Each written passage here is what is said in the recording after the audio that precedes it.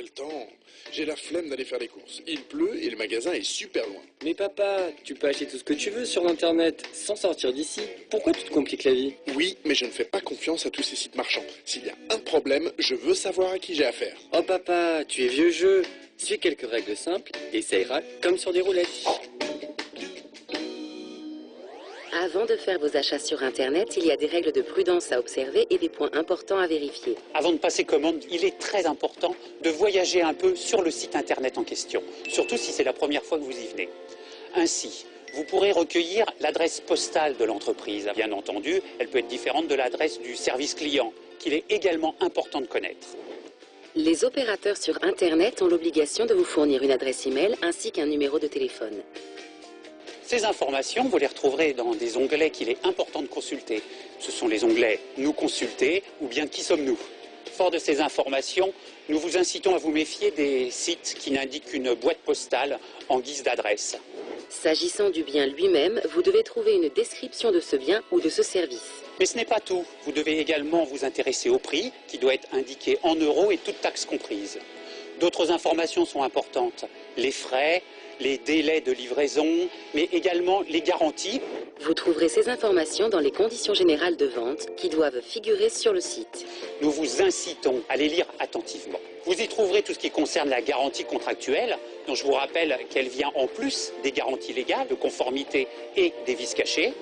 Consultez les onglets relatifs à l'identification de l'entreprise. Sur son site, le vendeur doit vous donner les caractéristiques du produit que vous achetez. Il est conseillé de lire attentivement les conditions générales de vente. Tu vois papa, Internet, c'est comme un magasin géant. Tout internaute a le sien, mais par honte, il le garde souvent secret. C'est votre petit musée de l'échec. Oui, c'est ça, mon petit musée de l'échec. Mais je recommencerai quand même. Obstiné mais tout de même. Pour son Noël 2011, Annie Guyot a eu 3 déconvenues liées à des commandes sur Internet. Ce globe d'abord. Donc ça n'a jamais marché. Non plus. Ça devait être magnétique. Oui. Cette montre ensuite, qui elle non plus n'a jamais fonctionné, et ce parfum qui n'était pas le bon. La difficulté, c'est qu'on n'est pas sûr de ce qu'on va trouver, ce qu'on va recevoir, quoi. De petites arnaques en réalité qui cependant n'ont jamais pu être remboursées.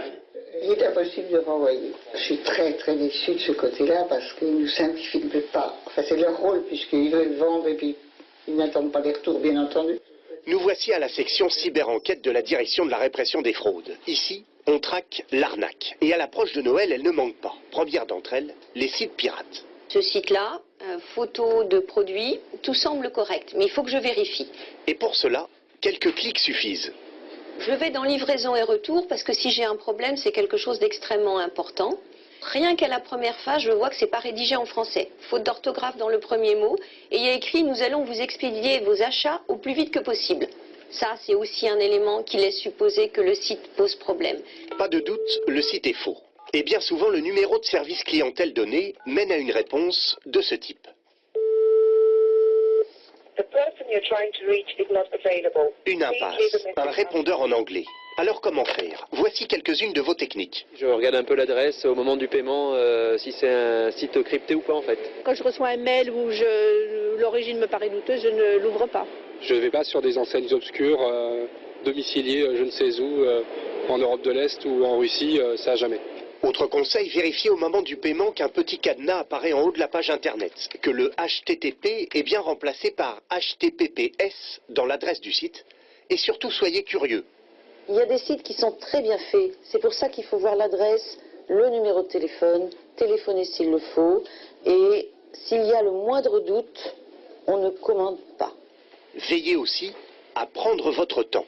Après tout, même une très bonne affaire peut attendre 5 minutes.